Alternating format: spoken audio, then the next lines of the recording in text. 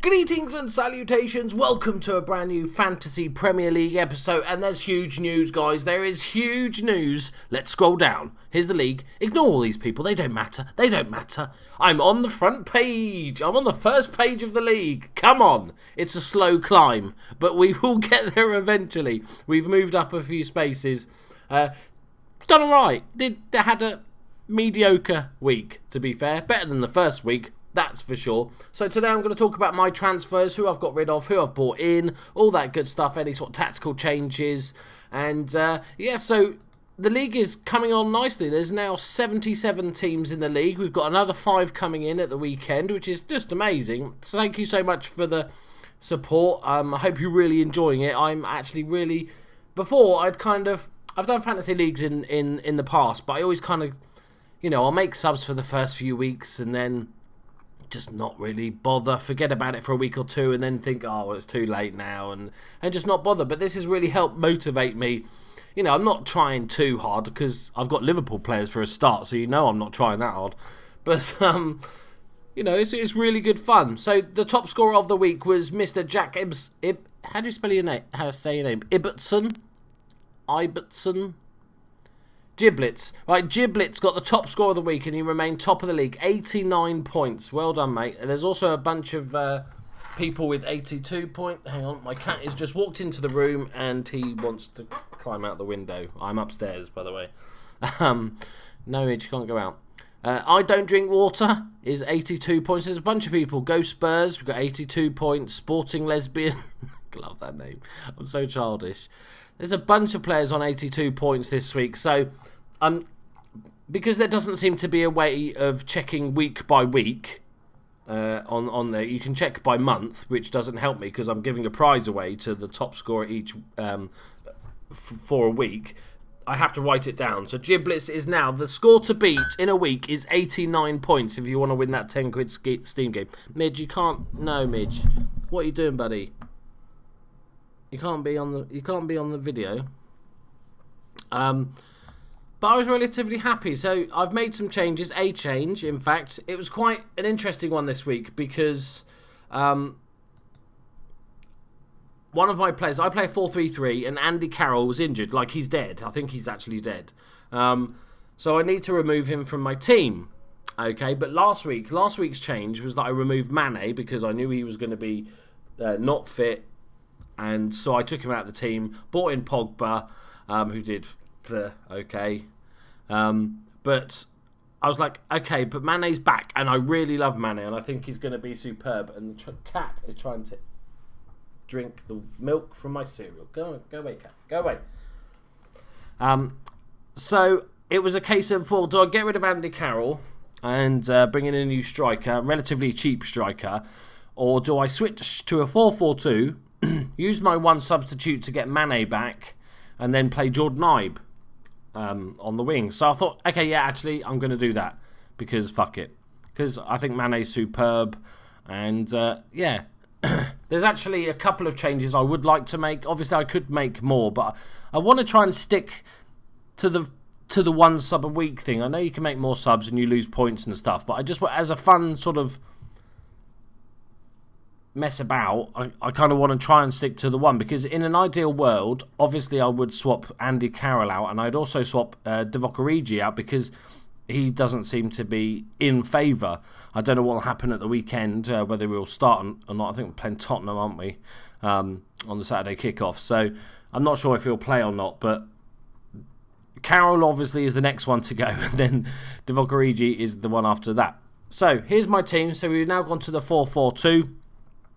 The only question I had was Patrick Van Aanholt. Like, he's my substitute, and he had a good game, scored a goal last week, and I was like, oh man, that's really annoying. Who do I bring him in for? Is that just a flash in the pan? I bought him in because I knew he does score the odd goal, but I'm pretty confident with this defence. I think I quite like it at the moment, so I might give it one more week. If he does wonders again, then I'll just have to admit defeat and bring him in.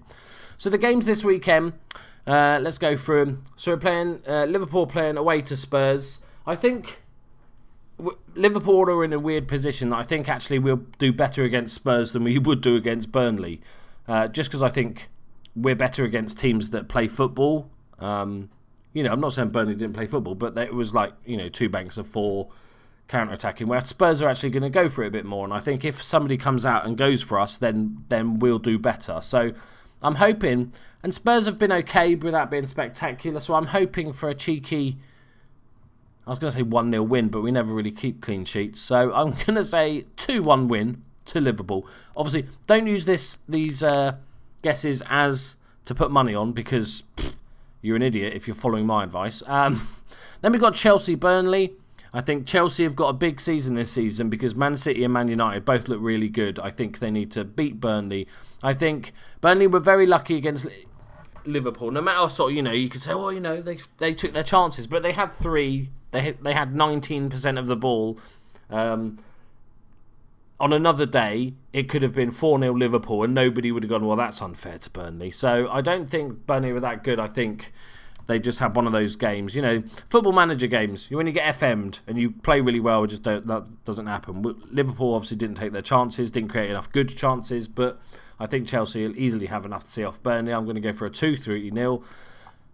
There's Costa is my captain. There's a 60% chance, I feel like, that Costa is going to get sent off. Because both Premiership games, if you look at them, he should have been sent off in both Premiership games so far. So this is a ticking time bomb here, people. So I've made him my captain because, hooray, because he should score against Burnley. But there's a good chance he's going to get sent off. Next up, we've got Crystal Palace and Bournemouth. Now, Crystal Palace have been shit. I think Pardew is going to be the first manager sacked or the next manager sacked in the Premiership. Bournemouth haven't started great. They're still gelling with their new players. I think this could be like a board draw. This could be a 0-0. This smells like a 0-0. Next up, we've got Everton versus Stoke. This could be an interesting one. I think they're pretty even in terms of sort of skill level. Stoke have been making some good transfers in the last couple of years. I'm going to say a 1-1. Leicester-Swansea, I think Leicester will scrape that 1-0. Southampton-Sunderland, neither team have looked amazing so far. I'm going to go for a 1-1. I'm fucking proper sitting on the fence here. Watford-Arsenal. So Arsenal were interesting, let's say. I would hate, out of all the teams in the Premiership, I would most at the moment hate being an Arsenal fan, because the likes of Crystal Palace and Hull are doing well, but West Brom, you kind of know where you are. You're a smaller team trying to stay in the Premiership or whatnot, but Arsenal have got all this money, don't spend it. You're spending a shit ton on your season ticket and you don't see it being invested in the team. That would annoy me more than anything. I'd rather have my team spend a load of money but the signings turn out to be crap. Because at least you're trying then. It's like Arsenal aren't even trying. They're going to get, who are they talking about buying now? Is it Johnny Evans for 25 million? It's like the world's gone mad. Right. Saying that, I think Arsenal need to get their act together. I think they've suddenly got a point to prove. So I am going to go for Arsenal 2-1.